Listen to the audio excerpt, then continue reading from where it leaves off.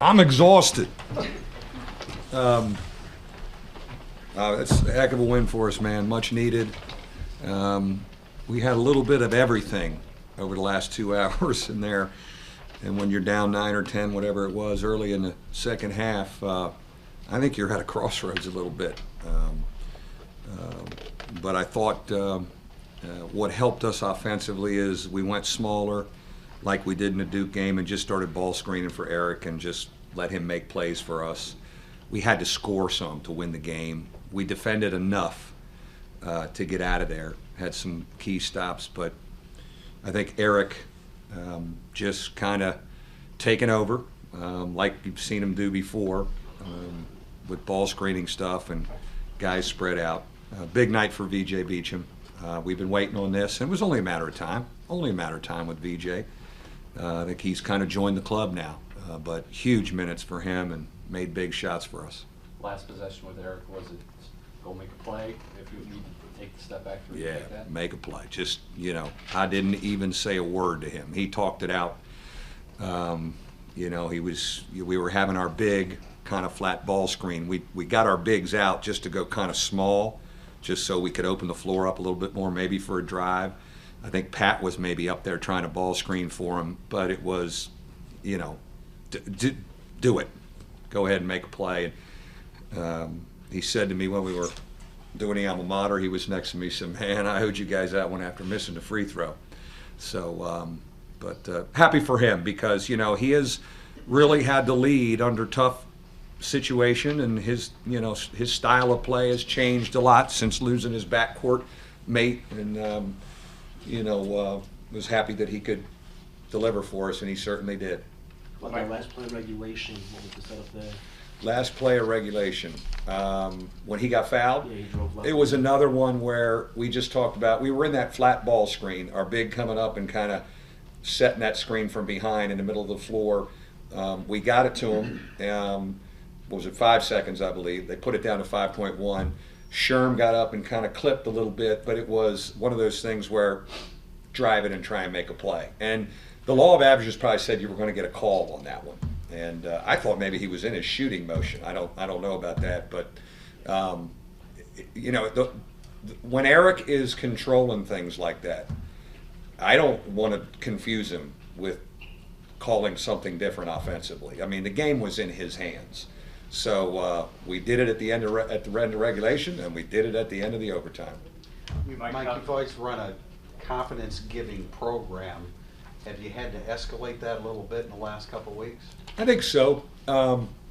It's a fine line of, Tim, it's a fine line of holding guys' feet to the fire where, we have to be better in these areas. I'm not going to let you off the hook, but you can't drive them into the hole because we got a lot of basketball to play, and we have some young guys. We have 3 freshmen, that are helping us, and you want to keep teaching them.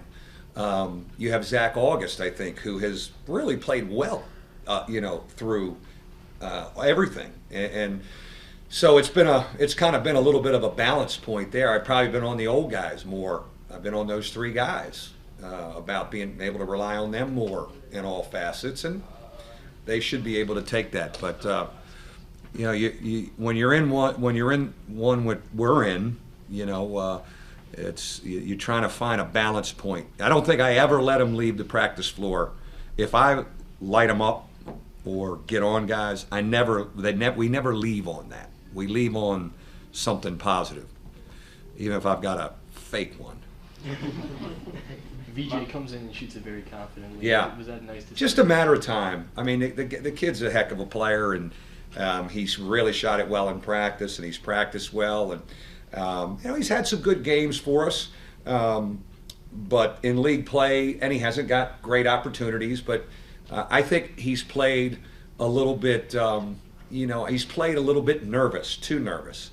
And I talked to him about that the last week. I was like, if you miss a shot, I'm not taking, just play. You're going to play. We need you. And so I'm very excited. Here it is, February 1st. We win a game we really needed, and we maybe have another guy kind of trending up.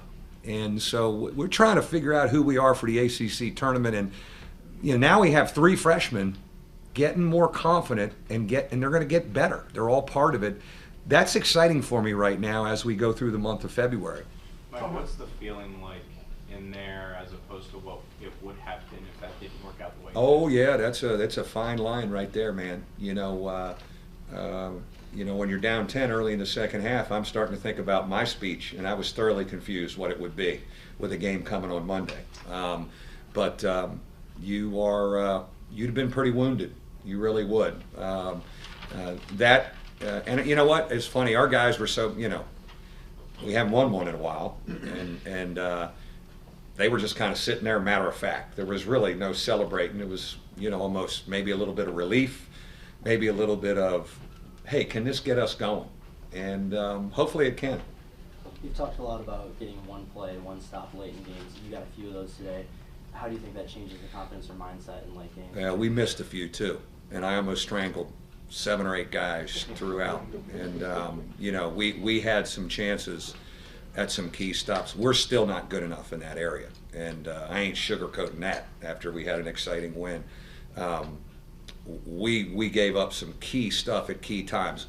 We did get a couple to win. You had to get a couple to win the game, but we must be better, more consistently, with 10 seconds or less on the shot clock. We guarded the heck out of them through their stuff, and we did a good job on the arc. They didn't light us up from the arc.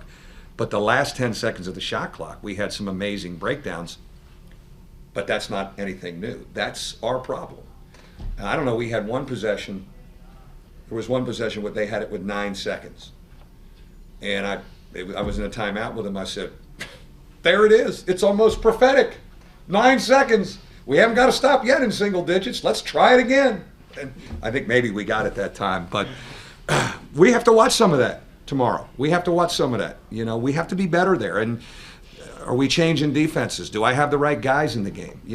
Maybe we should just play defense with 10 seconds on the shot clock in practice for a week. But those are things we're not good enough there yet to win consistently. We have a chance to get better at it, though. We'll keep working. How hard is it to break the cycle of losing that you get? No, it is, Al. It is, man. What do they say? Winning is a habit. Unfortunately, so is losing. And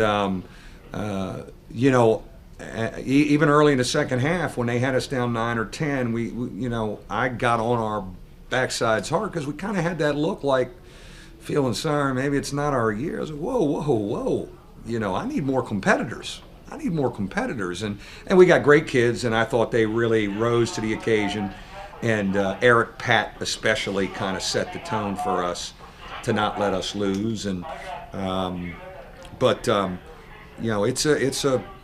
it's a cycle it's a dangerous cycle you can get in. We certainly needed to win a game, and it was nice to win it in exciting fashion. To make a big play to win it. Thoughts on going to Syracuse on Monday? Yeah, I mean, do they even know we play on Monday? Don't they have something going on tonight? And what a great opportunity for us. I told them in the locker room, what a great opportunity. We won't have much of a shot in there. Maybe they'll be number 1 in the country. But I sure like going to Syracuse and competing Monday night after what happened this afternoon than the alternative, or what could have happened, and not getting it.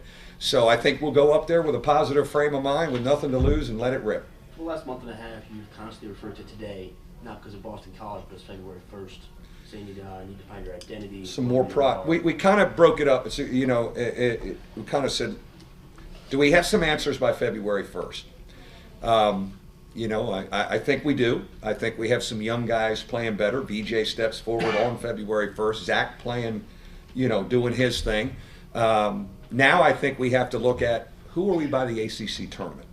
That's that's our next segment that we'll talk about tomorrow. What are some goals? What are some things? What are some things we need to do better? And who are we through February? And I just wanted to kind of break it the 2 months down before. We got some answers. On February 1st, we got some answers that we still need a lot of work on. We got some good answers too. We got some silver lining answers in the midst of being 3-6. Do you know what your identity is right now as of this moment? Well, I think we're still searching for a defensive identity consistently, and as I said, defending low in the clock. Offensively, and now it's a little different because you're playing against zone the whole game on Monday. Offensively, do we just have to do more for most of the game to spring Atkins to be the playmaker? We played the last 10 minutes of the Duke game and the last 10 minutes of this game like that. Maybe we need to play 30 minutes like that. That's something I think we really need to talk about. Now it's a little different because you're in a zone attack on Monday, but you come back against North Carolina, I think that's something. Now, you got another guy scoring like that. Steve and Demetrius have gotten good. They haven't been really able to score for us, but they're doing a good job in guarding, and they haven't scored. Maybe Beecham can become a reliable scorer for us. That's the one thing you want to kind of nurture after today. Sherm, this was another sort of tough game for him. What did you see there? Yeah, I mean, he got a cup. We missed so many close ones around the bucket. All our big guys. Especially early in the game, that kind of is a little bit deflating when you just can't get scores around there. But he just needs to bounce back. I mean, he gave us a pretty good defensive presence. But he's our best big defender as far as helping teammate. And tonight, because you're guarding a guy in the high post, you're the traffic cop of all this stuff coming off. He really did a heck of a job talking our perimeter guys through all the dribble exchanges, fade screens, and we did a good job not getting crushed from the three-point line. Gave up some drives, but we couldn't have them make double-digit threes. That when they make double-digit threes, they beat people. And we did a better job of that. And Sherm was really part of that, even though he was in foul trouble and he didn't get into a scoring mode. You know what? Be ready to play on Monday. You're going to be right back in there. You're starting. Thank you.